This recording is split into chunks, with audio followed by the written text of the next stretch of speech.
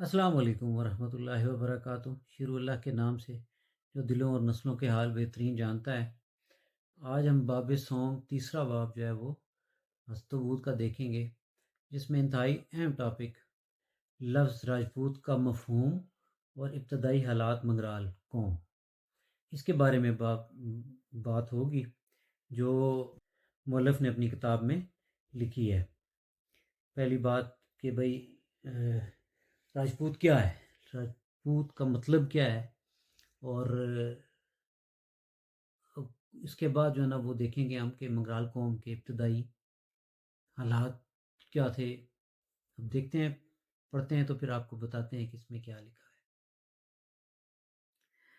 مؤلف اپنی کتاب میں لکھتے ہیں کہ قدیم ہند کے مختلف صوبہ جات اور ریاستوں کے چھوٹے چھوٹے سردار اور حکمران اپنے اپنے حلقہ اقتدار میں راجا کہلائے، اور ان پر اقتدار اعلیٰ کے حامل نے خود کو مہاراجا کا لقب سے ملقب کیا۔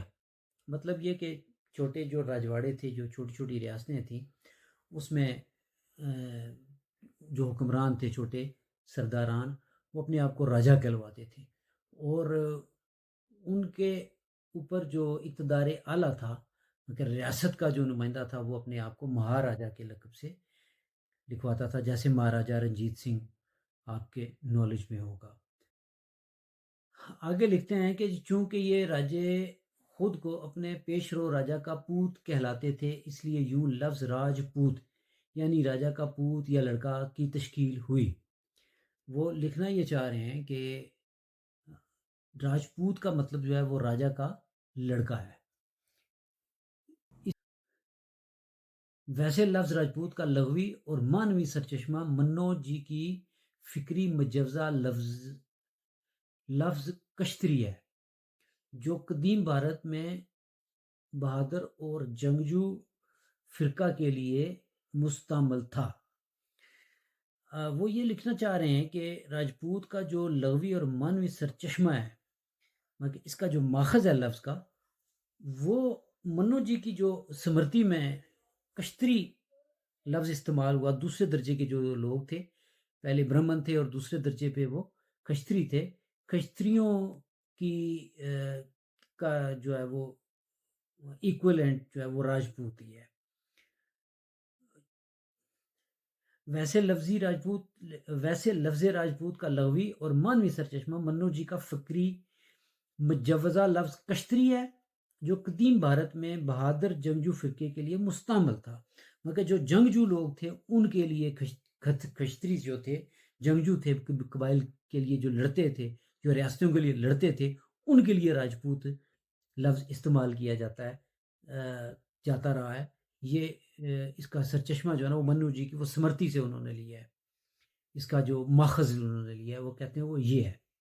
آگے لکھتے ہیں کہ جو مرویہ اجام سے بگڑ کر لفظ کھتری ہو گیا، وہ کہہ رہے ہیں جو کشتری تھا پہلے لفظ، بعد میں کھتری ہو گیا۔ وہ دراصل یہ کھتری قوم راجپوت قوم ہی سے تعلق رکھتی ہے، لیکن وہ کہہ رہے ہیں کہ کھتری جو ہے بنیادی طور پہ وہ راجپوت قوم ہی ہے۔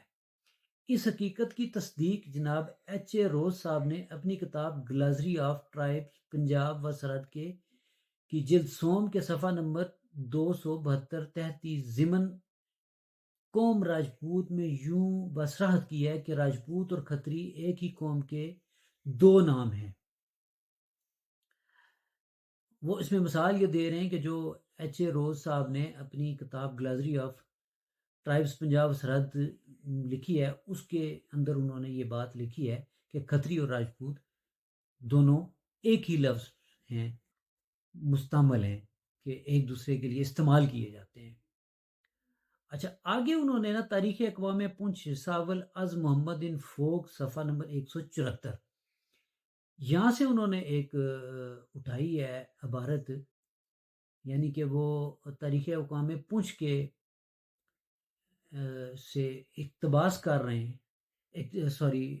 تاریخ اقوام پنچ سے اقتباس کر رہے ہیں کہ ہندو محققین کے مطابق سری رام چندر جی بنسی شاخ سے تھے، جبکہ کورو اور پانڈو چندر بنسی شاخ سے ہیں۔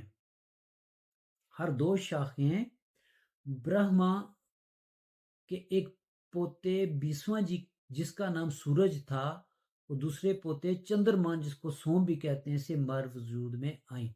یہ اصطلاح جو ہے نا وہ اکثر راجپوتوں کے لیے استعمال کی جاتی ہے، چندر بنسی اور سورج بنسی۔ اس میں وہ کہنا یہ چاہ رہے ہیں کہ تاریخ ایک لفظ ایک نام کو جانتی ہے برہما جی کی، جو کہ شاید راج ترنگنی میں یہ دیو ملائی داستانیں ہیں، ان میں لکھا ہوا ہے کہ برہما جی کے 2 پوتے تھے، ایک کا نام بیسوان تھا جس کا نام سورج بھی تھا، اور دوسرا چندرمان تھا جس کو جس کی وجہ سے چندر بنسی اور سورج بنسی 2 شاخیں راجپوتوں کی وہ مر وجود میں آئیں اس وقت۔ تو یہ ماخذ جو ہے وہ بنیادی طور پہ وہی ہے، راج تننگنی ہے اس کا، یا پھر ہندو وید وغیرہ ہیں، جو ہندوؤں کے وید وغیرہ ہیں یا ان کی جو مذہبی کتابیں ہیں ان میں ان چیزوں کا ذکر ملتا ہے۔ بہرحال یہ انہوں نے یہاں پہ محمدین فوق کے سے اقتباس کیا ہے، محمدین فوق کی کتاب تحقیق اقوام پونچھ سے کیا ہے۔ راجپوت قوم کی کم و بیش 3684 بڑی شاخیں ہیں، جبکہ ان شاخوں کی 6000 کے لگ بھگ گوتے ہیں۔ ریاست جموں کشمیر میں بھی ابتدائی اصل ذاتوں اور گوتوں میں انقلاب زمانہ کے ساتھ ساتھ حکمران طبقہ، مختلف القاب، عہدوں اور مخصوص امور کی سر انجام دہی کرنے والوں نے اپنے مناصب کے عنوان کو اپنی ذات اور گوت قرار دے دیا، اور یوں نسلاً بعد نسلاً بزرگوں کا پیشہ یا عمل آنے والے نسلوں کی قومیت اور گوت قرار پایا۔ یہ بڑی اہم بات ہے۔ اس میں یہ وہ لکھ رہے ہیں کہ جو لوگوں کے منصب تھے، ان کے ڈیزگنیشنز تھے، بعض لوگوں نے اپنی وہ گوتیں بنا لیں، اپنی وہ قومیں بنا لیں، اور اسی طرح پیشہ ور جو لوگ تھے ان کے لیے بھی ان کی قوم کا لفظ جو معاملہ تھا، جو قوم تھی وہ بنیادی طور پہ جو اگر کوئی بالفرض ترکھان تھا یا کوئی لوہار تھا یا کوئی موچی تھا تو اس کی وہ قوم بنا دی گئی، اور اس کو اسی سے منسوب کر کے تو اس کی قوم کے خانہ میں اس کو قوم لکھا گیا۔ موچی بنیادی طور پہ پیشہ ہے، قوم نہیں ہے۔ اسی طرح نائی، کمہار ہیں، اس طرح لوہار ہیں، ترکھان ہیں، اور مختلف جو پیشے ہیں۔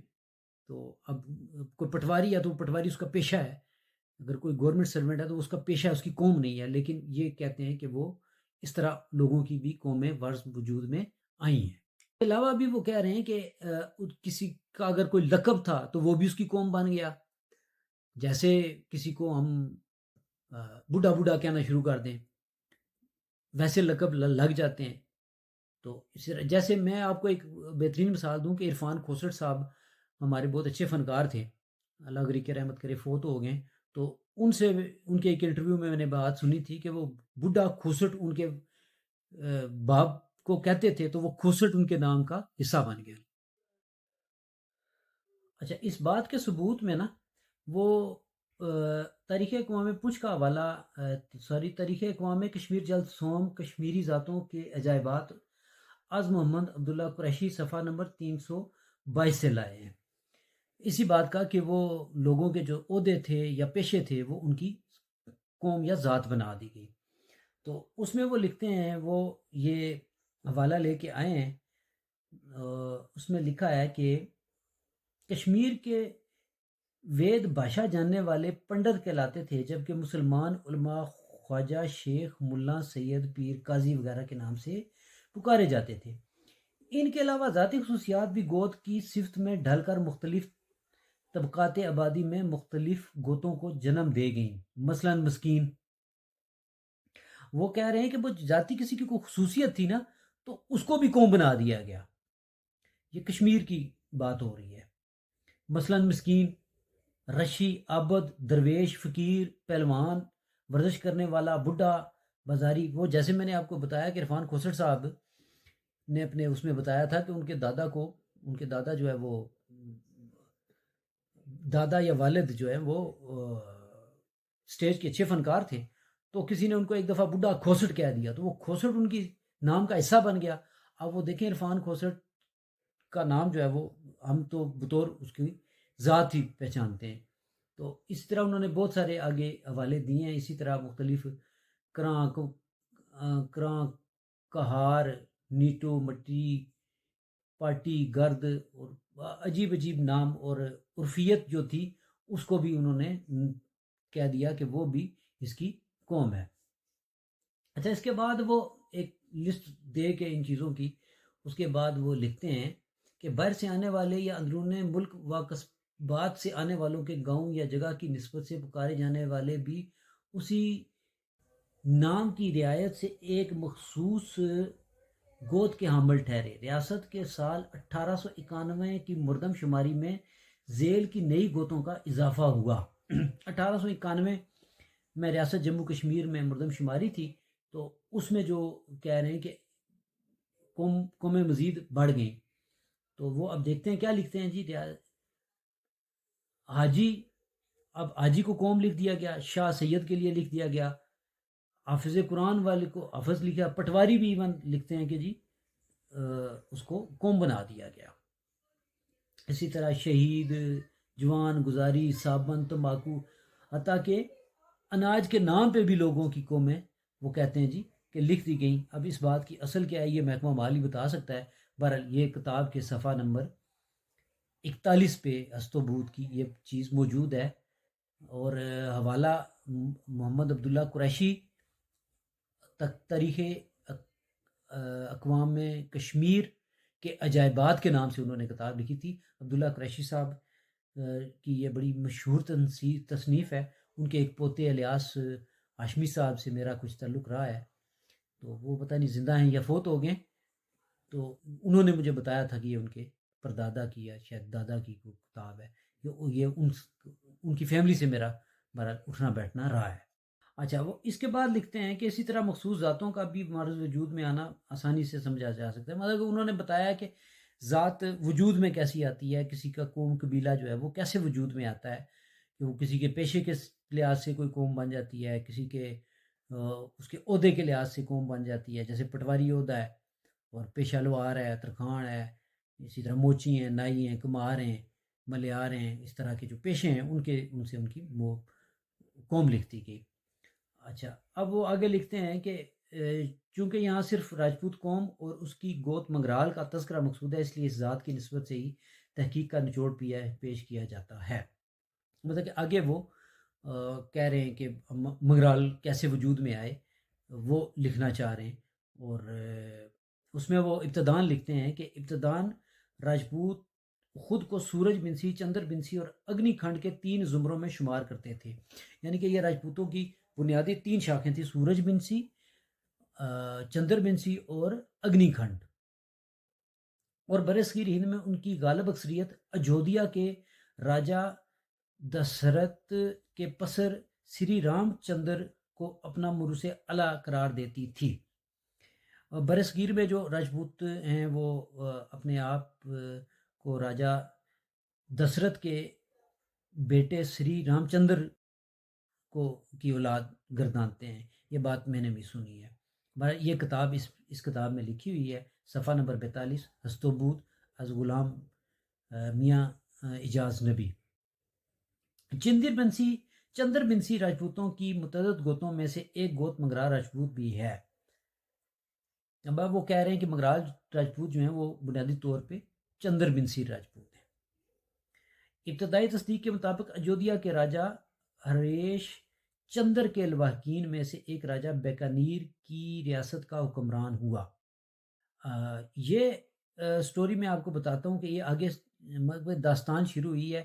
اس کا حوالہ تو کوئی موجود نہیں ہے، لیکن یہ میں آپ کو بتاتا ہوں کہ یہ میں سٹوری میں نے آپ کو پچھلے اپنے ایک اس میں پروگرام میں یہ بات کہی تھی کہ یہ بڑی زبردست سٹوری ہے، میں آپ کو بتاؤں گا. تو یہ یہاں سے اس سٹوری کی ابتدا ہوتی ہے. سنیں، یہ سننے کے قابل ہے. اس کے بعد میں اس کی آپ کو بتاتا ہوں کہ یہ سٹوری آئی کہاں سے ہے. ابتدائی تصدیق کے مطابق اجودھیا کے راجا ہریش چندر کے لواحقین میں سے ایک راجا بیکانیر کی ریاست کا حکمران ہوا، جس کے جانشین 5 پشت تک وہاں حکمران رہے. اس خاندان کا آخری حکمران ہافی دیو، جو ترک سکونت کر کے سیالکوٹ آ گیا. اس کے یہاں ایک فرزند منگر پال تولد ہوا۔ جب وہ افنان شباب کو پہنچا تو اس کے والد کا انتقال ہو گیا۔ راج کمار منگل پال نے جو جوان سال اور فن سپاہ گیری میں مشاق تھا، مہم جوئی کے لیے ریاست جموں و کشمیر کے علاقہ میرپور کی تحصیل کوٹلی کی راہ لی۔ یہاں کی آب و ہوا اور قدرتی مناظر سے وہ اس قدر مرعوب ہوا کہ اس نے واپسی کا ارادہ ترک کرتے ہوئے یہیں اپنی حکومت قائم کرنے کی ٹھانی۔ چنانچہ اس کی وفات کے بعد اس کے واحد پسر راجہ ہندو دیو سریر آئے مملکت ہوا۔ راجہ ان کا واحد چنانچہ ان کی وفات کے بعد اس کا واحد پسر راجہ ہندو دیو سریر رائے مملکت ہوا، یعنی کہ وہ اس کا حکمران بن گیا پیچھے۔ راجہ ہندو دیو ایک دھرم وید اور ریا پرور حکمران تھا۔ وہ ایک صاحب اقبال راجہ تھا۔ موزہ کوٹلی منگرالنا بھی اس کے والد گرامی کے نام پر آباد ہوئی تھی، اور یہی اس کی حکمرانی کے دوران اس کی ریاست کا پایا تخت تھا۔ اس کی وفات پر اس کا ہونہار ولی عہد سینس پال گدی کا وارث بنا۔ یہ نوجوان بھی اپنی حکمت عملی، فراغ حوصلی اور سخاوت کی بنا پر اپنی رعایا میں خاصا مقبول تھا۔ اس نے اس دوران اقتدار میں موضع سینسا سرساوا اپنے نام پر آباد کیا، اور گیان و دھیان اور دھرم ورتا اپنے والد سے ورثے میں ملی تھی۔ چنانچہ اس نے اس بارے میں اپنے رجحانات کی پیش نظر تحقیق و تدفین جاری رکھی۔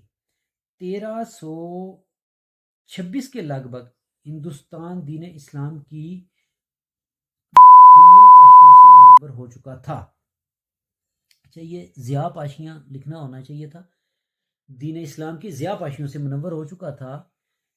ریاست کشمیر چونکہ ہندوستان کے شمال مغرب میں تھی اور دور افتادہ تھی، اس لیے اس میں اسلام کی تعلیمات 1339 کے قریب پھیلنا شروع ہوئی، جبکہ ریچن شاہ نے تبت سے وارد کشمیر ہو کر بلبل شاہ کے دستے حق پر اسلام قبول کر کے بطور صدر الدین حکمران ہو کر راجہ سہ دیو کی حکومت کا خاتمہ کیا، جس کے نتیجہ میں اس کی رعایا کی غالب اکثریت نے بھی اسلام قبول کر لیا۔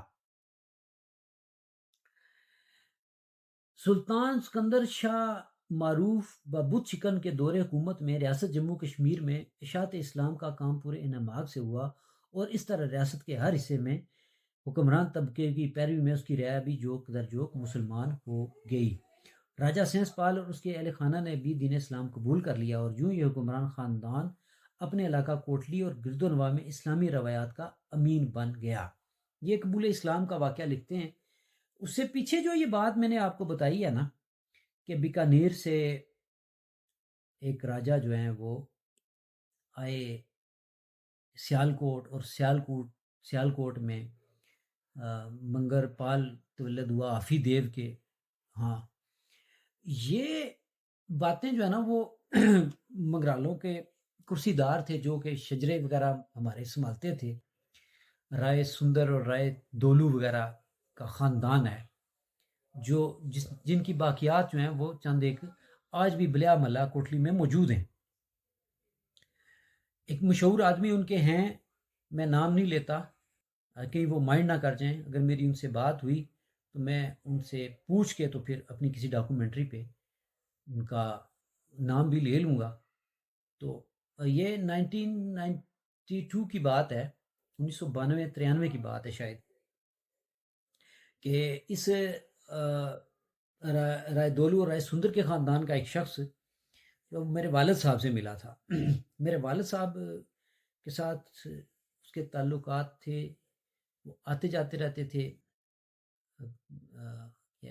ان کے دادے پردادوں نے ہمیں بھی جو ہے نا وہ ایک لکھ کے دیا تھا شجرا، اس میں یہ کہانی لکھی ہوئی تھی۔ اصل بات جو بتانی مقصود تھی وہ یہ تھی کہ یہ جو کہانی ہے کہ اجودھیا کے راجہ ہریش چندر کے الواحقین میں سے ایک راجہ بیکانیر کا حکمران گزرا ہے، اور وہ 5 پشت کے بعد آ کے حافی دیو ایک جو ہے نا وہ سیالکوٹ میں آیا، اور وہاں سے اس نے اچھا وہ اس میں انہوں نے کچھ چیزیں حذف کر دی ہیں، تو اس میں ہمارے وہ میں یہاں پہ ڈسپلے بھی کرا دیتا ہوں، اس میں وہ ورقہ جو ہے میرے پاس ہے، اس کا ایک صفحہ میرے پاس موجود ہے، شجرہ بھی موجود ہے، لیکن وہ اب مجھے مل نہیں رہا، کافی عرصے سے میں نے دیکھا نہیں ہے گھر پہ، تو وہ میں آپ کو وہ عجیب جناتی سی زبان تھی، تو اس میں وہ لکھا گیا تھا، تو وہ اس میں وہ لکھا تھا کہ وہ سیالکوٹ میں نا آفی دیو کا وہاں پہ سلوان بادشاہ تھا کوئی سلوان، تو اس کی بیٹی کے ساتھ اس نے شادی بھی کی، شیر مار کے دیا، اور یہ اس طرح کی وہ باتیں لکھی ہوئی تھیں، اصل ان کی مجھے نہیں ملی کسی چیز میں نے بہت پڑھا، میں نے بہت کوشش کی کہ مجھے مل جائے یہ بات کہ یہ باتیں کہاں سے لی گئی ہیں، لیکن مجھے وہ یہ باتیں نہیں بتائی گئی۔ بہرحال آج تک کا پروگرام اتنا ہی کافی ہے، اس باب کا دوسرا حصہ میں انشاءاللہ کمپلیٹ کروں گا اگلے دنوں میں، کیونکہ لمبا ہو گیا ہے ہمارا کلپ، تو میں آپ کو بور نہیں کرنا چاہتا، تو دوبارہ یہ دوسرے کلپ میں نا دوبارہ یہ اسی کہانی کو پڑھا جائے گا، میں اتنی دیر میں میں کوشش کرتا ہوں کہ مجھے وہ ورقے کہیں سے اویلیبل ہو جائیں، تو وہ کہانی جو ہے نا وہ میں پہلے آپ کو سناؤں گا، وہ حرف بہ حرف سناؤں گا جو اس میں لکھی ہوئی ہے، بڑے مزے کی کہانی ہے، بڑی زبردست کہانی ہے، تو لیکن اصل کوئی نہیں ہے، اب سینہ بسینہ روایتیں ہیں، تو سند نہ ہو کسی بات کی تو وہ سچ کہا نہیں جا سکتا اس کو، یہاں تک کہ جو انہوں نے شجرہ ہمیں لکھ کے دیا تھا، مجھے خود اعتراض تھا اس شجرے پہ کہ وہ پیسے لے کے نا لوگوں سے وہ کوئی نہ کوئی چیز لکھ دیتے تھے۔ 92 کی بات میں نے آپ کو بتائی کہ میرے والد صاحب کے پاس وہ آئے تو ان کے پاس وہ ریکارڈ تھا، آخری ریکارڈ اس بندے کے پاس تھا، بندے کا نام مجھے پتہ ہے لیکن میں بندے کا نام نہیں لیتا نا، وہ کبھی اس سے میری بات ہوئی تو پھر میں اس نے اگر کہا کہ لے لو تو کوئی نہیں مسئلہ، کیونکہ وہ بڑا معزز آدمی ہے، آج کل بیرون ملک کہیں آباد ہے، تو اس نے والد صاحب سے کہا کہ آپ نا مجھے 80,000 روپیہ دے دیں، تو یہ ریکارڈ جتنا بھی ہے نا، اچھا وہ جھوٹا ریکارڈ تھا یا سچا ریکارڈ تھا، ریکارڈ بڑا زبردست تھا، دیکھیں 7 نسلوں کے کم از کم ایکچوئل لوگوں کے شجرے موجود تھے اس میں نا، وہ ایک بریف کیس ٹائپ چیز تھی، تو اس میں اس نے والد صاحب نے بتایا کہ وہ کوئی لوہے کا بکسا تھا یا بریف کیس تھا، تو اس میں بہت سارے ان کے پاس پلندے پڑے ہوئے تھے جس میں شجرہ جات موجود تھے اس کے، یہ میرے والد صاحب نے مجھے بتایا تھا، تو وہ 80,000 روپیہ اس کی ڈیمانڈ تھی، والد صاحب نے کہا مجھے کیا ضرورت ہے بھائی، مجھے ضرورت ہی نہیں ہے تمہاری ان کاغذوں کی، تو بہرحال وہ معاملہ آ گیا ہو گیا، رات گئی بات کی، آپ اس بات کو بھی جھوٹی سمجھیں، ضروری نہیں ہے کہ ہر بات سچی ہو، بہرحال یہ ایک میری اپنی وہ تھی، میں نے آپ کے ساتھ گوش گزار کی، نیکسٹ ویڈیو میں میرے ساتھ رہیے گا انشاءاللہ، اگلی دفعہ ہم اس بات پہ بات کریں گے کہ قوم منگرال راجپوت وجود میں کیسی آئی، وہ اب ابتدائی بات اس میں ہو گئی ہے کہ یہ منگر پال کی اولاد ہے، تو بہرحال وہ آگے اب کیا لکھتے ہیں کتاب کے حوالے سے انشاءاللہ پھر بات کرتے ہیں، اللہ حافظ۔